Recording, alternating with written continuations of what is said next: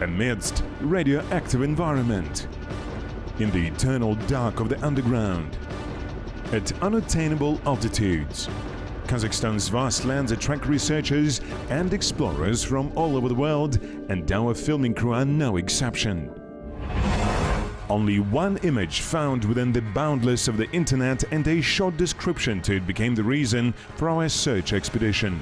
Just a black and white image of a stone, but with a Christian cross and some ancient Turkic inscriptions. No contacts of those who found the gravestone, no exact coordinates of the place where it was found, no information of where it is now.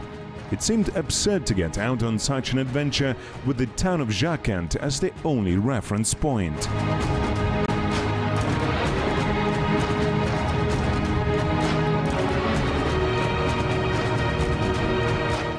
Already in Jibek, we got a valuable acquaintance of an artist, local historian and a keeper of ancient mysteries and artifacts. Arkan Oymautov holds the past events of the area by their tale not letting them fall into oblivion.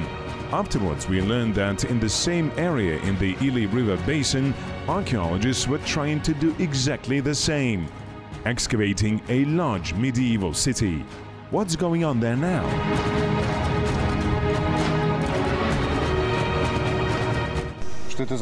Tell us more about the settlement. It's amazing. There was some background historical data about its existence, but we just couldn't find it. So about 3 years ago, that sensational discovery, the evidence of which you are now holding in your hands, was made. This stone, you know, is quite famous among Western scientists. The fact is that every tombstone that we found had Christian symbols on it, a cross and Syrian inscriptions. This is why we identify them as Nestorian. The Nestorian Church is also referred to as Syrian or Eastern Church. So it was these stones that hinted us to the potential location of the necropolis.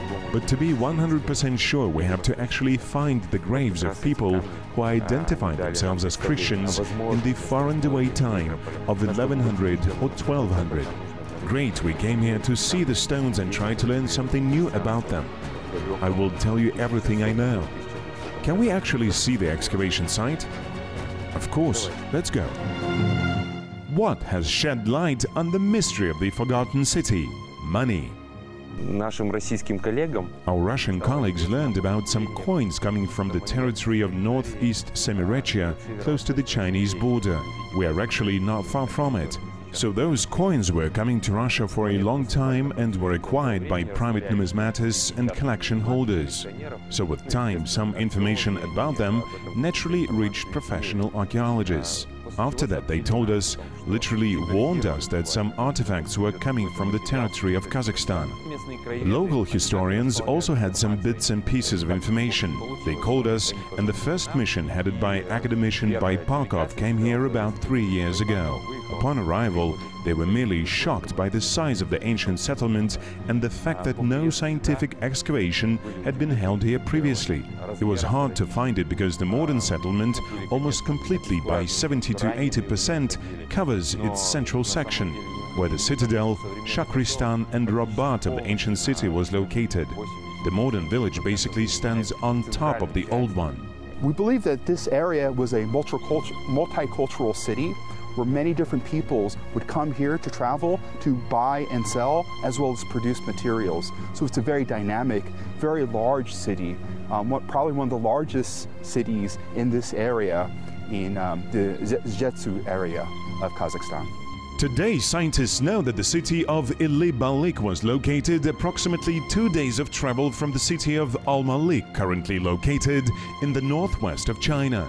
A large number of coins found on the surface of the ancient settlement demonstrates a considerable degree of the city's overall development and commercial life in the 11th to 12th century AD, which is not surprising as the city was located right on the Tian Shan mountain corridor of the Great Silk Way. We believe the city, from our evidence based upon the coinage that we found here, there were probably, you could say that the city probably started around the year 1000, and then it lasted to around the year 1500.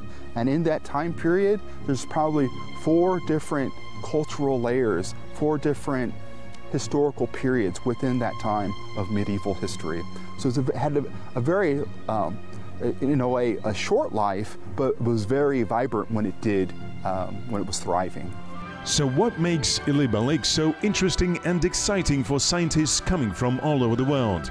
At this very moment, two groups of archaeologists are working on the territory of the ancient settlement, from Kazakhstan and from the US. Professor Thomas Davis is an important person here, as he is the excavation field director. As the professional, he specializes in Roman and Eastern Mediterranean archaeology. For 40 years, he has been studying the late Roman era and the beginning of the Christian era and its transformation. You set the board first, take a picture of the board, you know that's the beginning of your next sequence, okay?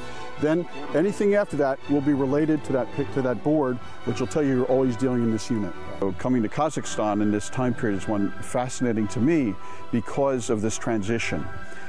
It is a time when culture is shifting and identity is shifting, and we hope to see how that shows in the archaeological record.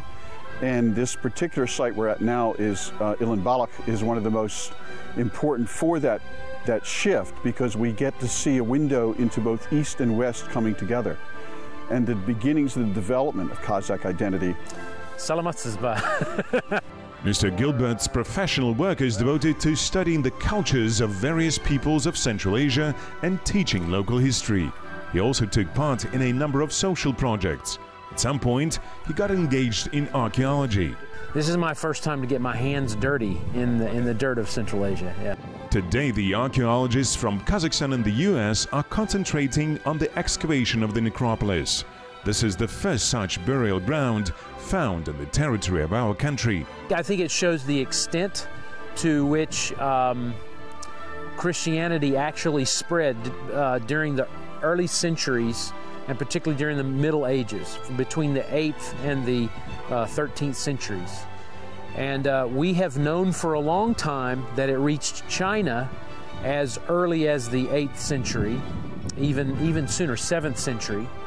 But we had not found as much evidence here in the northern part of the Silk Road. But now this shows that almost every place where people lived in Central Asia during the Middle Ages, there was a community of Christians. The so-called Nestorian Stele is the most ancient Christian monument in China. It was erected in 781 and was found only in 1625. It was a real sensation in Europe. The discovery of Kyrax in southern Kazakhstan is no less sensational in the scientific world. Where did you find here on this territory? There were 3 stones found in the survey last year in the 2 days that we did the survey. In this area? In this specific area. In the whole area we found 7, plus the larger stone which was found before, which we think came from here, but was dropped by the local villager when he was going to use it for construction. He saw the cross on it and got scared and threw it back out. It is unique because it doesn't look like the other Kyrax found in the area. Usually they represent rounded river pebbles, 2 human palms in size, with crosses and inscriptions. Until recently, such stones were never found on the territory of Kazakhstan. Generally, this happens on the territory of our closest neighbors in this area. I mean the Chinese People's Republic and Kyrgyzstan. In this sense, Kazakhstan is terra incognita, a white spot that never before pleased the world of science with such discoveries. The Kyrak that we found is 1.2 meters long and about 80 centimeters wide. Its height is also very much impressive, about 40 centimeters. It weighs about 1.3 kilograms. It was just one stone without any more Kyraks in its vicinity. In principle, the enlarged cemetery has no obvious structure or order. Another problem is that there is not a slightest hope that this large gravestone was discovered on the actual place of the ancient grave. In the area where we found the tombstone, during the Soviet times they had a large melons and goods farm. They were growing melons and watermelons here. So you can imagine how much plowing was involved, and thus the soil was moved back and forth multiple times. It might be that the largest share of stones is still underground. Enough to find exactly find the shafts. Because when you plow, stones will move, but they won't move 50 meters. They'll move 5 meters, 3 meters, move up and down a little bit, but they're not going to roll from here to there, okay? Unless a human being picks them up and moves them. So the clustering of the stones in this area on the surface showed that they were brought up by the plowing or were sitting there, which means, yeah, this is the space they're going to be the graves. The site under excavation is slightly smaller than a soccer field. As of today, the netherworld of Ili Balik is merely unapproachable, as the dense turf on the surface works like a reinforced vault door. Archaeologists have nothing else to do but to use heavy machinery. It will remove the 20 to 30 centimeter thick layer of soil, which without any exaggeration is a risky step, because by removing the top layer there is a possibility of destroying the bedding of the earlier periods. To avoid this, last year we organized a series of holes and soundings to verify and to be confident that the 20-30 centimeters layer had nothing valuable, as it was completely destroyed by plowing. In addition, we conducted a very careful superficial collecting. We basically gathered and identified every fragment of ceramics that we were able to find in 3 different sites. Naturally, we made all necessary recordings and descriptions. We also executed an additional survey to locate and identify any other stones on the surface. There were not so many of them. Nevertheless, we found and identified all of them and brought them to the lab. The scientists were able to get to the actual undersoil layer, and it might seem that they got very close to their goal. In reality, the situation got even more complicated. It is extremely difficult to distinguish any signs or outlines of the burial ground on the surface, unless, of course, you manage to look beneath it. Мы приступаем к геофизическим исследованиям. We are now starting the geophysical survey, or geoscanning, as it is also called.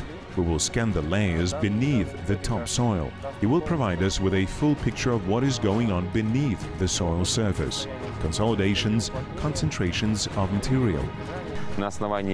Based on this data, we hope to identify the priority sites for further excavation within this 6,000 square meters area. It will make our mission more accurate and localized.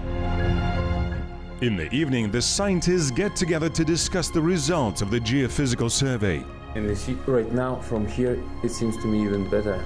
I know, I like that. To say that everybody is excited is to say nothing. The scanning did clear the situation on the lower floors, so to say, of the excavation site. We observe a certain continuity of layers. The geoscanner sends a high-frequency wave. It goes through the soil and reflects differently from different things. After that, we analyze this reflection data and can tell where the soil is thick and solid and where it is soft or disturbed, or there is some dense object down below. We analyze it by sections, from 0 to 30 centimeters, then from 30 to 50 centimeters down, etc. And if at a certain level the soil is friable and is friable on the next one below, and then we find some compacted and firm spots, this gives us ground to guess with a certain probability that somebody was digging there before. A beautiful picture on the computer screen, nice circles of different colors, and it does look very nice. But the attention of the archaeologists is caught by some geometrical shapes.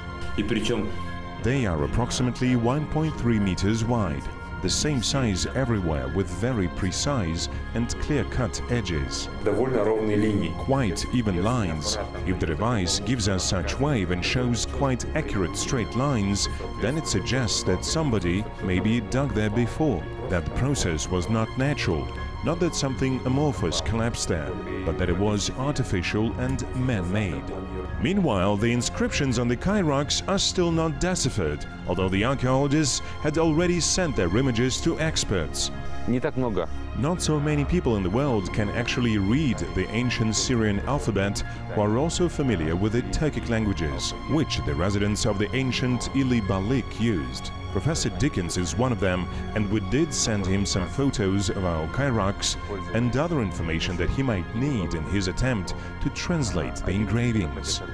Who was buried under the Nestorian gravestones? Whom their contemporaries thought them to be, and most importantly, how they perceived themselves? The organizers of the archaeological expedition in the south of Kazakhstan are regally working for and awaiting a sensational discovery at the necropolis.